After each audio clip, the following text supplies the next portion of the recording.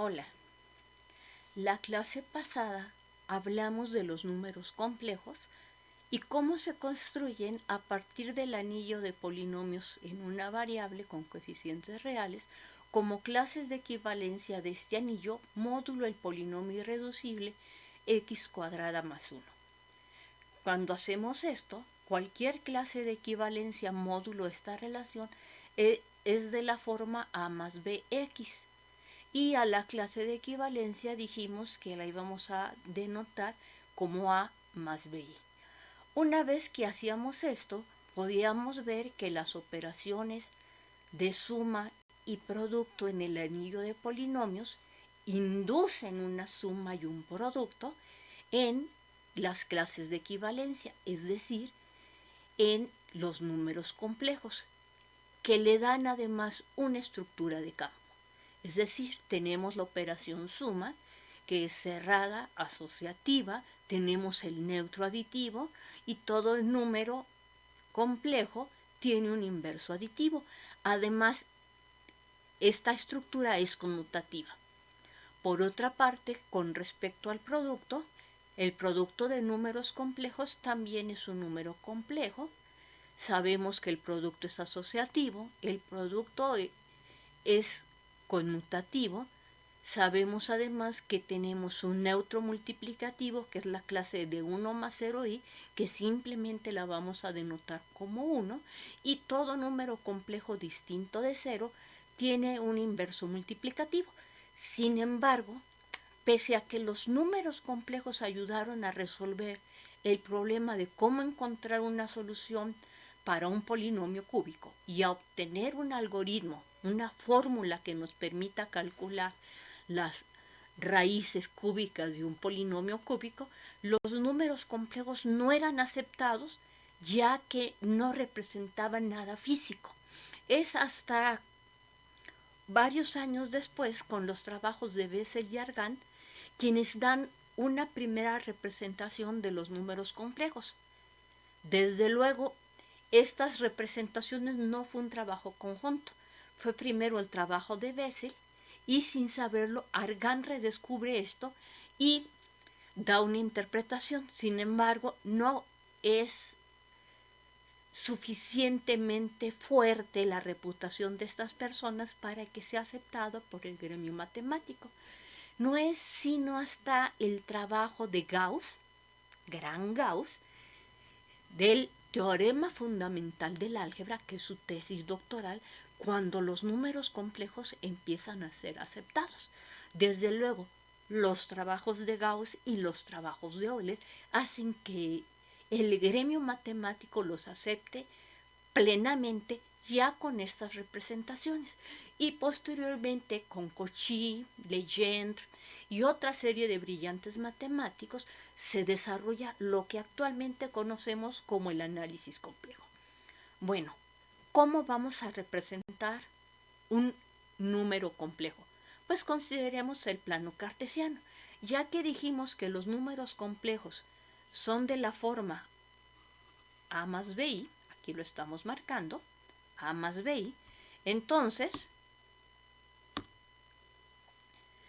a estos números a más bi les vamos a hacer corresponder el par ordenado a, b, donde a sería la proyección sobre el eje real, que lo haremos corresponder con una línea horizontal, y la parte b la reproyectaremos en el eje vertical, al eje horizontal.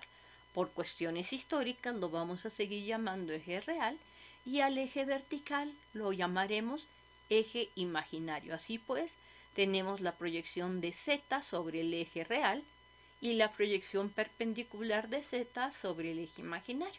Entonces, con esta correspondencia de asociar al par ordenado a, b el número complejo a más bi, pues no solo tenemos esto, sino que si ahora consideramos el vector en posición estándar determinado por el punto a, b, sucede que la suma de números complejos se corresponderá con nuestra ley del paralelogramo.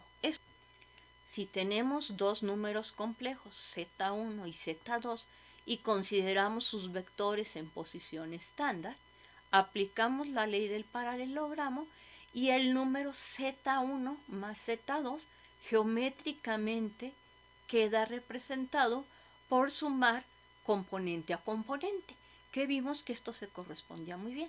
El producto es un poquito más complicado, pero la representación geométrica queda perfecta y no es lo único que vamos a poder representar y de lo que vamos a poder obtener información geométrica.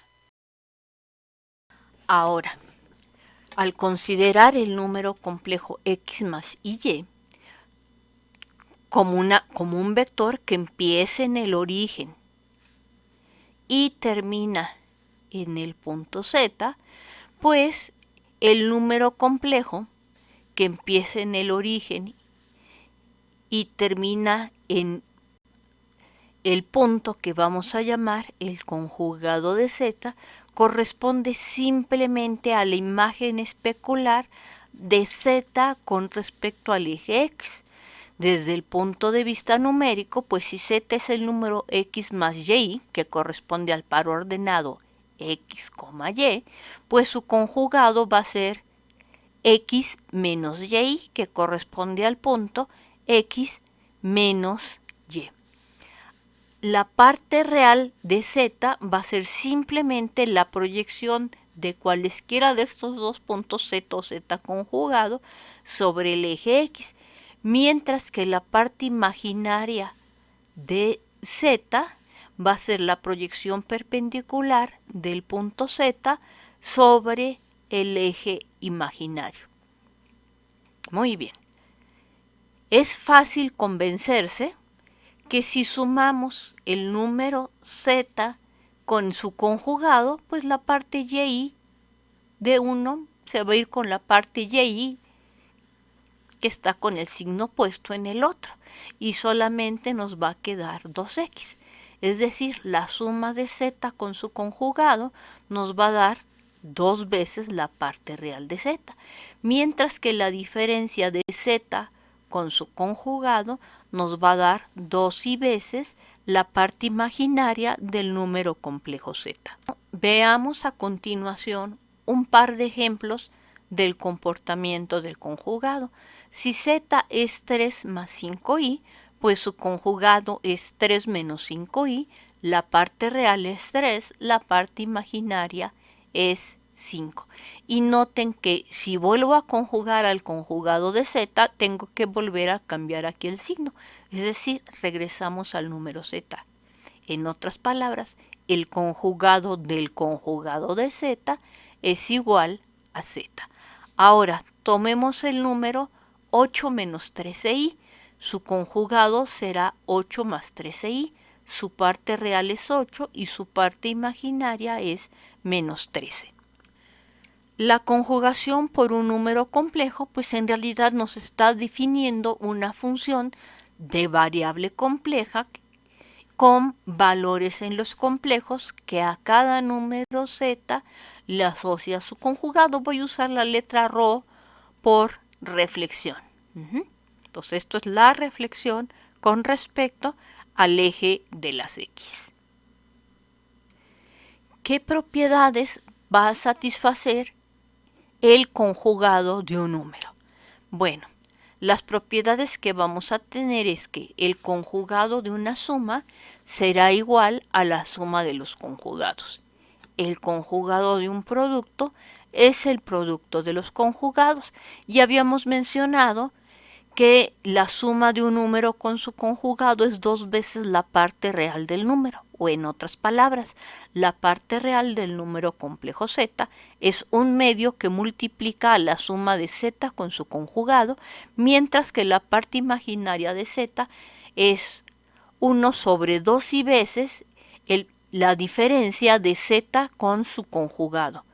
Si z es un número distinto de 0, pues el producto de un número con su conjugado siempre será un número real positivo.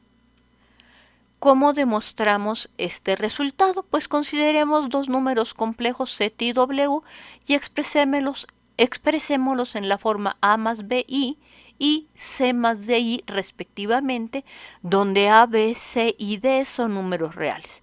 Entonces, si sumamos Z con W, noten ustedes que nos va a quedar A más C más I veces B más D. Si consideramos el conjugado de esta suma, pues nos daría A más C menos I veces B más D. Por otro lado, si conjugamos Z y conjugamos W, pues vamos a obtener A menos IB más C menos ID, que por definición de la suma es A más C menos I que multiplica a B más D, pues estamos factorizando menos I en ambos casos, pero ya habíamos dicho que esta expresión es precisamente el conjugado de la suma. Si multiplicamos por otra parte Z con W, pues nos va a dar AC menos BD más I veces AD más BC. ¿Y qué pasa si ahora conjugamos Z, conjugamos W y los multiplicamos? Si multiplicamos el conjugado de Z por el conjugado de W, pues es equivalente a multiplicar A menos BI por C menos DI. Por definición, esto es AC menos BD, factorizamos el menos I y nos da menos I veces AD más BC, que por lo que acabamos de mencionar es el conjugado del producto de Z con W.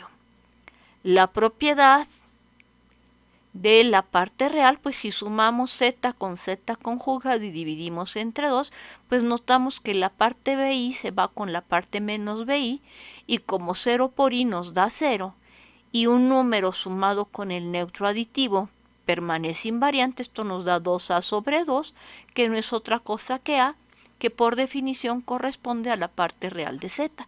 Mientras que si los restamos, ahora se van a ir las partes real y este menos con este menos nos da más, dando el 2BI que tenemos en esta parte. Pero 2BI sobre 2I es simplemente B, que corresponde a la parte imaginaria del número complejo Z. Finalmente, si multiplicamos el número complejo Z con su conjugado, al desarrollar nos damos cuenta que nos queda simplemente la suma del cuadrado de A con el cuadrado de B. Como A y B por hipótesis son números reales y sabemos que todo número real elevado al cuadrado es no negativo, pues la suma de A cuadrada con B cuadrada es un número no negativo, y si alguno de ellos, A o bien B, es distinto de 0, el cuadrado de A sumado con el cuadrado de B será necesariamente un número positivo, de acuerdo con las propiedades que habíamos estudiado para los números reales. Como consecuencia del último inciso, el hecho de que el producto de Z con su conjugado nos dé siempre un número real no negativo nos va a permitir definir una función real valuada de variable compleja como sigue.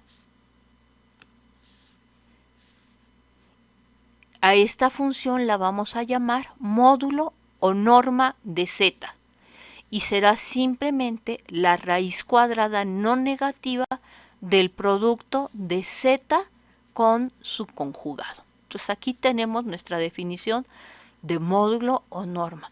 En particular, si Z tiene parte imaginaria 0, pues esto sería la raíz cuadrada producto de un número real con el mismo, es decir, la raíz cuadrada de un número x real elevado al cuadrado, que no es otra cosa que el valor absoluto del número. Entonces, por eso estamos tomando exactamente la misma notación que la del valor absoluto. Bueno, si consideramos el número complejo z y consideramos su representación en el plano cartesiano y escribimos a z como x más y, consideremos ahora el vector en posición estándar que empiece en el origen y termine en el punto z. Entonces fíjense que al tomar las proyecciones sobre los ejes real e imaginario respectivamente, se nos forman dos triángulos rectángulos. Pero si tenemos un triángulo rectángulo, como consecuencia del teorema de Pitágoras, la suma de los cuadrados de los catetos, que son respectivamente x y y los catetos en valor absoluto, es igual al cuadrado de la hipotenusa, es decir, el cuadrado de la norma de z será igual a x cuadrada más y cuadrada, es decir, la norma de z es igual a la raíz cuadrada de x cuadrada más y cuadrada. Entonces ya tenemos así una interpretación geométrica para el módulo o norma de z y justificamos por qué a esta raíz la estamos llamando norma. Es simplemente una consecuencia de la representación geométrica de el número complejo a más bi como el par ordenado a, b. Por ejemplo, si consideramos el número 8 menos 15i, pues a vale 8, b vale menos 15, la norma de este número es la raíz cuadrada del producto de 8 menos 15i por 8 más 15i. Entonces esto sería 64 más 15 por 15, que son 225. Esto nos da raíz de 289, pero casualmente no, elegí esta raíz, este par, para que fuera su raíz exacta. La raíz exacta nos da 17. Otro ejemplo. Veamos otro ejemplo. Si consideramos ahora el número complejo menos 24 más 7i, pues la norma de z de nuevo es, aquí me comí un paréntesis, el producto de 24 más 7i con 24 menos 7i. Entonces 24 al cuadrado más 49 al cuadrado. Y esto nos da raíz de 625, que es exactamente 25. Por otra parte, si consideramos ahora el número complejo 1 más i, pues sabemos que su módulo pues va a ser 1 más i por 1 menos i, que es raíz de 1 más i por 1 menos i, que es precisamente raíz de 2. Bueno, aquí ya dimos unos ejemplos. Y si la parte imaginaria o la parte real son 0, pues sobre cada uno de los ejes el módulo corresponde con lo que sería el valor absoluto del número. Entonces así el módulo de 4i será 4, de menos 4i también va a ser 4, el módulo de menos 21 más 0i, que corresponde con menos 21, pues va a ser valor absoluto de menos 21, que es 21. Entonces, pues también justificamos por qué continuamos usando esta notación que la teníamos reservada para el valor absoluto de un número real, porque cuando este número complejo a más bi es un número real, la norma o módulo corresponde con el valor absoluto del número real, ya que dijimos que es la distancia que hay del origen al punto de coordenadas a, b. Ahora, ¿qué propiedades tiene el módulo de números complejos? Bueno, como el conjugado de un número complejo es simplemente su proyección, su reflexión con respecto al eje de las x, pues la distancia que hay del origen 0, 0 al punto de coordenadas a, b, pues va a ser exactamente la misma que la que hay del 0, 0 al punto de coordenadas a, menos b. En otras palabras, el módulo de z coincide con el módulo de z conjugado. Si tenemos un número arbitrario lambda y lo multiplicamos por un número complejo z, bueno, vamos a tomar un primer caso. Si lambda es un número real y lo multiplicamos por z, el número real sale en valor absoluto. Entonces aquí es el valor absoluto del número real lambda por el módulo del número complejo z. Pero esta propiedad se extiende al producto de números complejos. Así,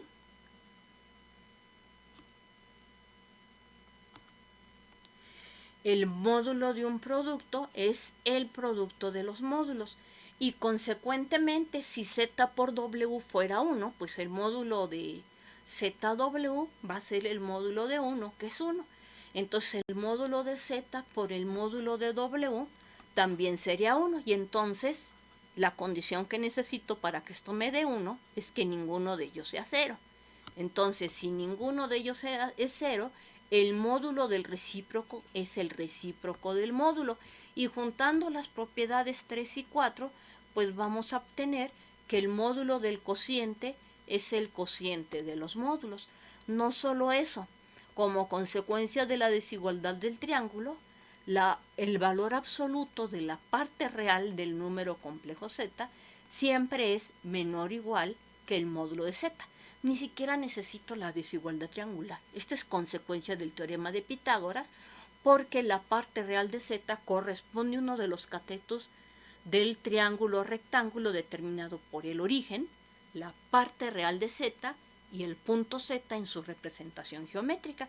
Y sabemos que en todo triángulo rectángulo cualquier cateto es siempre menor que la hipotenusa, ¿ok? Y si tenemos esto para números reales, pues también vamos a tener que el módulo de la parte imaginaria del número complejo z es menor o igual que el módulo de z, que sería estar observando el otro cateto. La desigualdad del triángulo, ya que estamos identificando todo con puntos en R2, es el módulo de la suma es menor o igual que la suma de los módulos, también va a ser cierta, y el valor absoluto de la diferencia de los módulos siempre va a ser menor o igual que el módulo de la diferencia de los números complejos.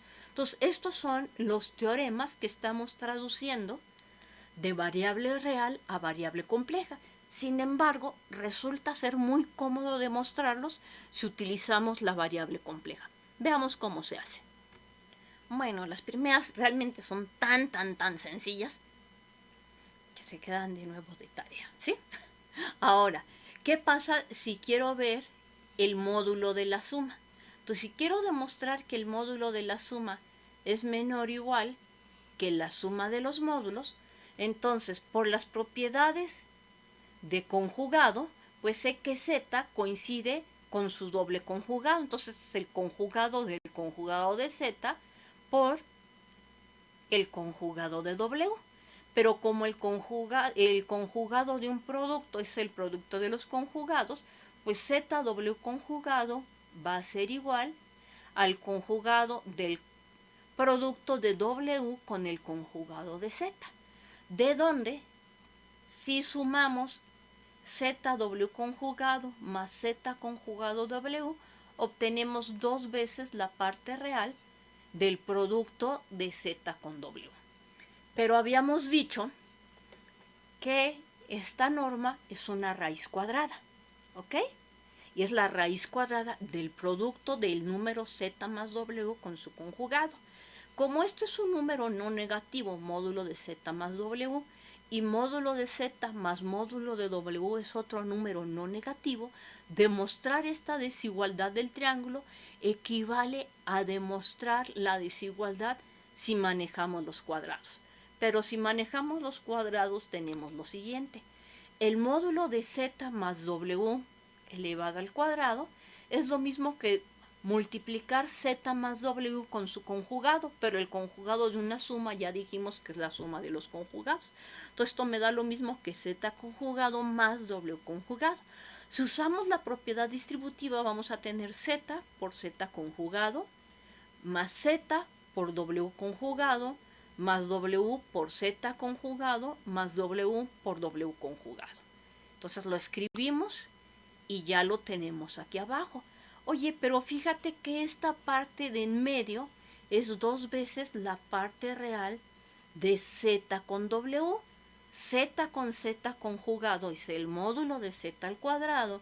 W con w conjugado es el módulo de w al cuadrado.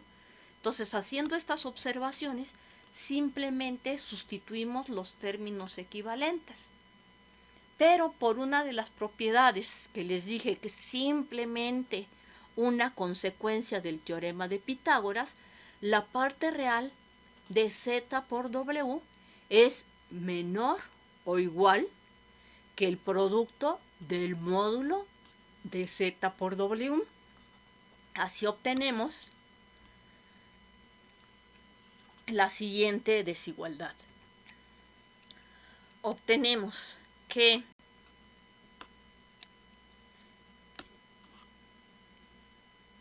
el cuadrado del módulo de Z más W será menor o igual que el cuadrado del módulo de Z más el doble producto del módulo de ZW más el cuadrado del módulo de W. Y aquí vamos a usar en esta parte central que el módulo de un producto es igual al producto de los módulos. Entonces, ¿qué tenemos? No se cambió. ¿Ok? Entonces aquí estamos usando esta desigualdad, pero fíjense que aquí ya nos quedó un trinomio cuadrado perfecto. ¿De qué? Pues es el cuadrado del primero más el doble producto del primero por el segundo más el cuadrado del segundo. Es decir, esto es el cuadrado del módulo de Z más el módulo de W. Como estos dos números son no negativos, podemos sacar las raíces cuadradas a ambos lados. Y si sacamos las raíces cuadradas a ambos lados, obtenemos precisamente la desigualdad deseada. Entonces aquí ya estamos escribiendo esto. Ya tenemos el resultado que queremos. ¿Cómo demostramos ahora la otra parte que también se conoce como la desigualdad? ¿Qué vamos a hacer en esta parte? Pues vamos a usar el hecho que Z es lo mismo que Z más 0 porque 0 es neutro aditivo. Y vamos a usar un truco de cual hacemos uso frecuentemente en matemáticas. Vamos a expresar al 0 como el inverso aditivo de W más W. Es decir, hacemos lo siguiente. El módulo de Z, que es lo mismo que el módulo de 0 más Z, pues es lo mismo que el módulo de Z menos W más W. Podemos asociar por la propiedad asociativa y aquí fíjense que ya nos queda el módulo de una suma. Por la primera versión de la desigualdad del triángulo, el módulo de una suma es menor o igual que la suma de los módulos. Así nos queda que esto es el módulo de Z menos W sumado con el módulo de W. Pasamos restando el módulo de W y obtenemos que la diferencia del módulo de Z con el módulo de W es menor o igual que el módulo de Z menos W o W menos Z, me da lo mismo. Ahora bien, si en lugar de tomar de inicio el módulo de Z, tomo el módulo de W, de manera análoga al W le sumo 0 y escribimos 0 como menos Z más Z. Entonces, el módulo de W es lo mismo que el módulo de W menos Z más Z.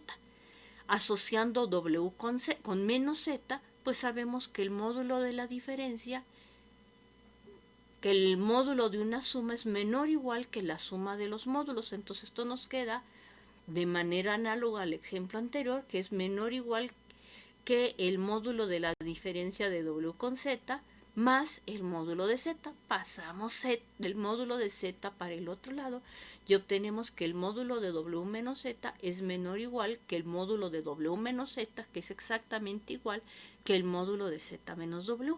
Pero como consecuencia de las propiedades de valor absoluto, con lo anterior hemos demostrado que el módulo de Z menos W es mayor o igual que el valor absoluto de la diferencia del módulo de Z con el módulo de W. Así hemos demostrado con esto las propiedades del valor absoluto de los módulos.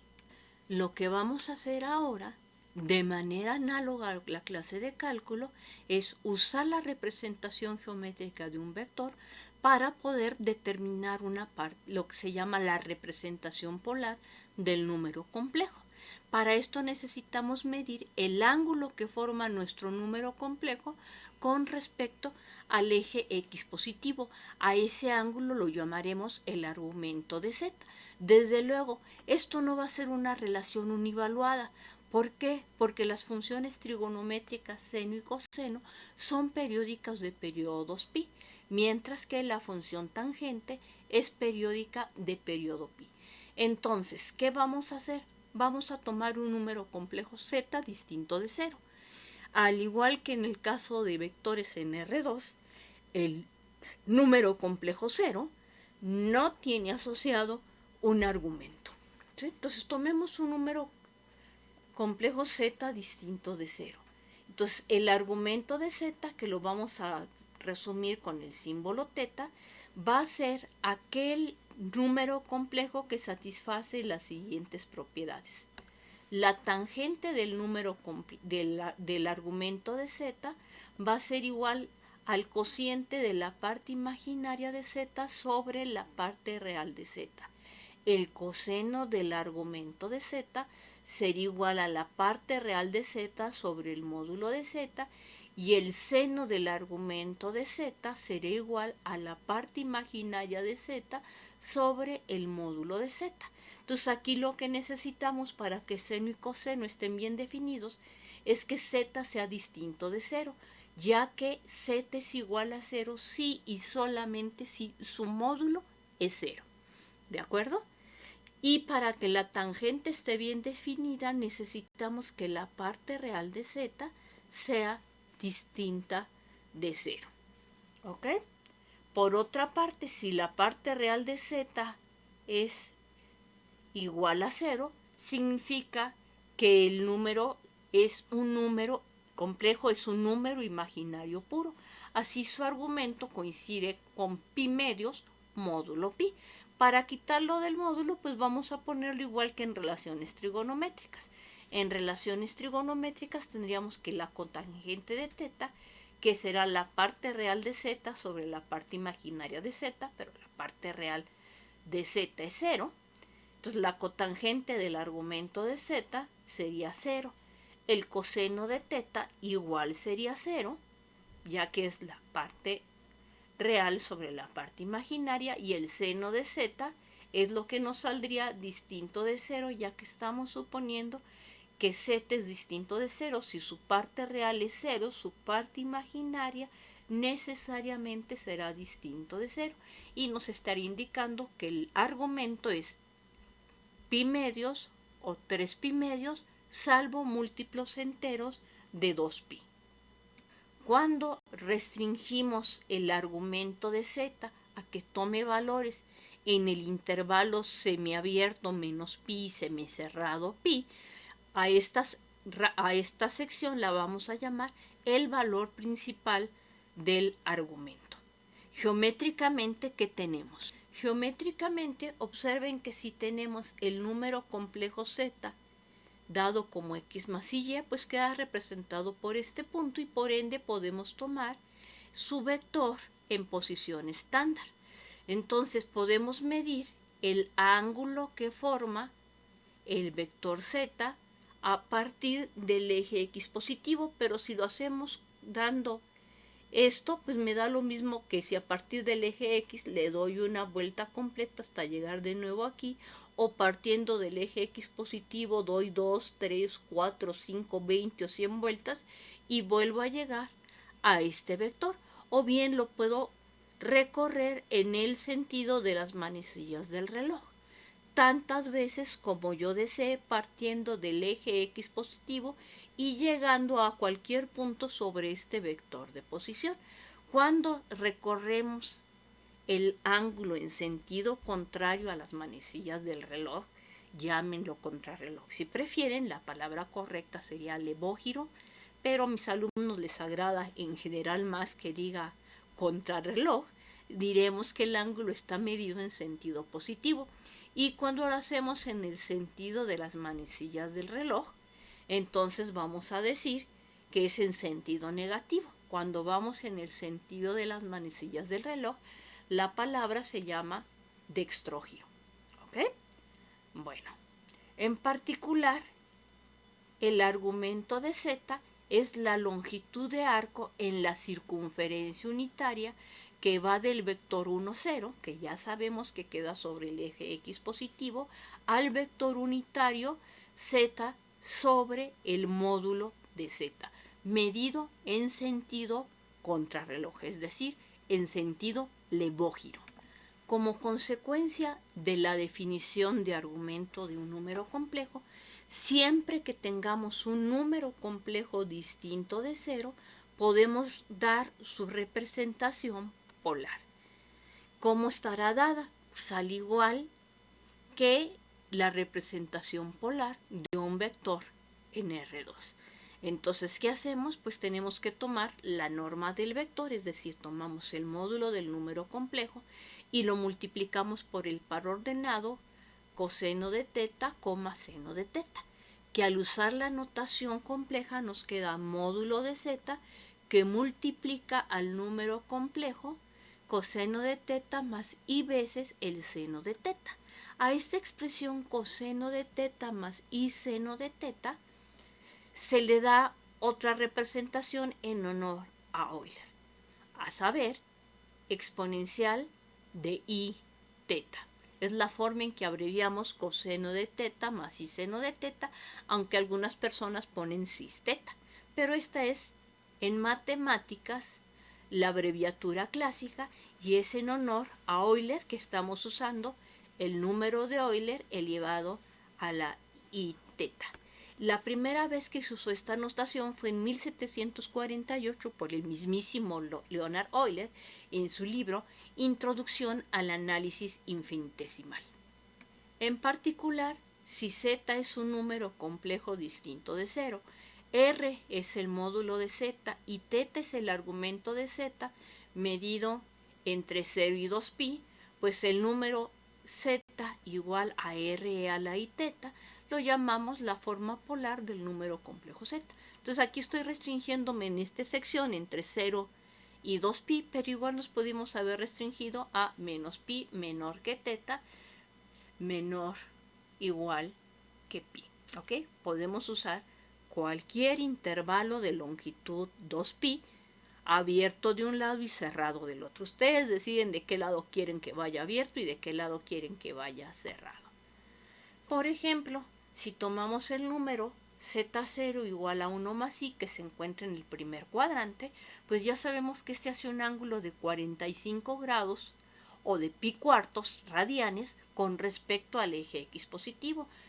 Y como el número 1 más i tiene norma raíz de 2, pues su representación polar es raíz de 2e a la i pi cuartos, mientras que el número 1 menos i se encuentra en el cuarto cuadrante y el ángulo que forma sería 7 pi cuartos si lo medimos en el intervalo 0,2pi o bien menos pi cuartos si vamos de menos pi a pi.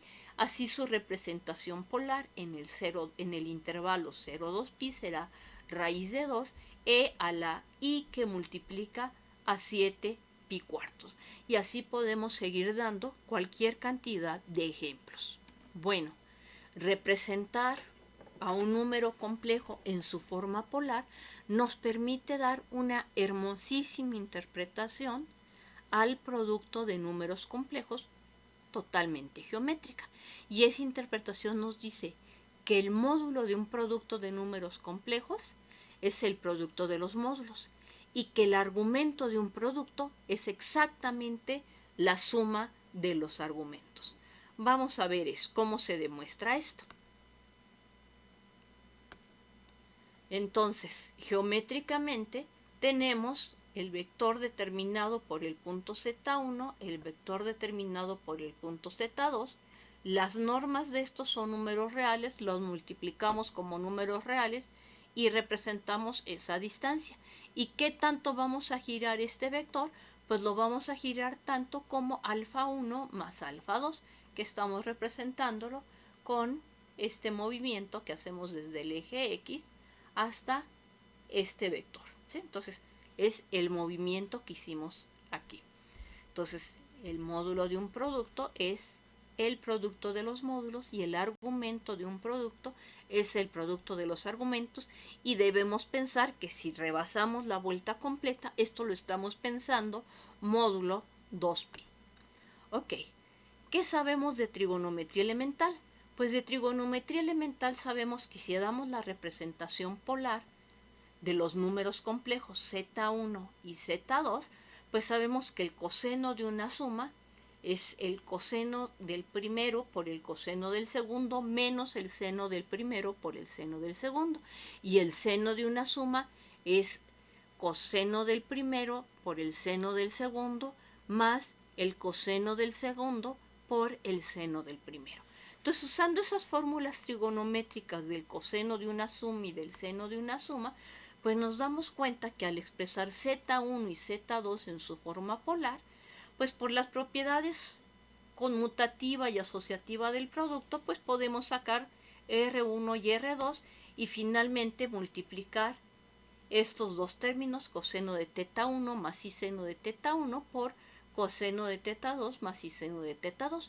Usando la definición del producto de números complejos, obtenemos coseno de θ1 que multiplica coseno de θ2 menos seno de θ1, seno de θ2, más y veces coseno de θ1, seno de θ2, más seno de θ1, coseno de θ2.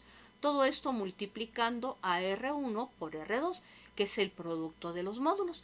Pero ya dijimos que esta parte de aquí corresponde al coseno de la suma de θ1 con θ2 y esta parte de aquí corresponde al seno de la suma de los ángulos θ1 con θ2 y aquí es donde estamos usando que las funciones coseno y seno son periódicas de periodo 2pi, así que los argumentos los estamos pensando módulo 2pi. Y entonces, de aquí se concluye que el argumento del producto es la suma de los argumentos módulo 2pi y el módulo de un producto es el producto de los módulos, ahí sí, tal cual. ¿Sí? Pero este argumento es módulo 2pi. Eso lo voy a anotar en las notas que les voy a subir, que no se nos olvide que estamos usando módulo.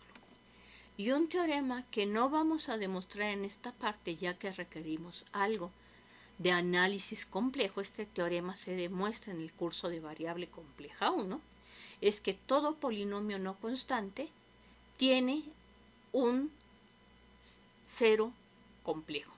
Es más, como consecuencia de que tenga alguno, se demuestra que todo polinomio no constante con coeficientes complejos siempre es producto de factores lineales. Siempre. ¿De acuerdo? Eso equivale a decir que siempre pueden encontrar un número complejo z0 tal que p evaluado en z0 es 0, o bien siempre pueden decir que pueden encontrar un número complejo z0 tal que el polinomio lineal z menos z0 divide al polinomio p de z. Este no lo vamos a demostrar aquí, pero lo vamos a usar posteriormente cuando queramos encontrar la mejor representación de una transformación lineal por medio de una matriz en una base determinada, que es cuando lleguemos a nuestro tema de vectores y valores propios. Terminamos por hoy. Gracias y esto se los voy a subir, las notas, junto con la presentación. Hasta luego.